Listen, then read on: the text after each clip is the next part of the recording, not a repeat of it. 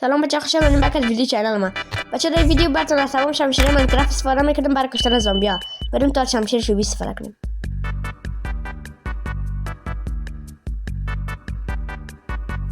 در 5 تا کشت خوب است. اینا بریم از شمشیر سنگی استفاده کنیم. این هم در 4 تا کشت. بریم از شمشیر آهنی استفاده کنیم. آهنی شاید دسته تا بکشه. بله آهنی دسته تا کشت. بریم از طلایی استفاده کنیم. این 5 تا کشت. یه از شمشیر چوبی مساوی است. بریم از شمشیر دیامندی استفاده کنیم. این دسته تا کشت خوب است، مثل شمشیر آهنی است. بریم از شمشیر نظرایت. این مثل زمین است. بریم تا از شمشیر مسی استفاده کنیم.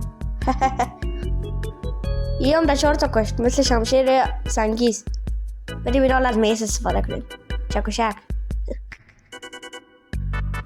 این هم مثل زمین ولی در 4 تا کشت.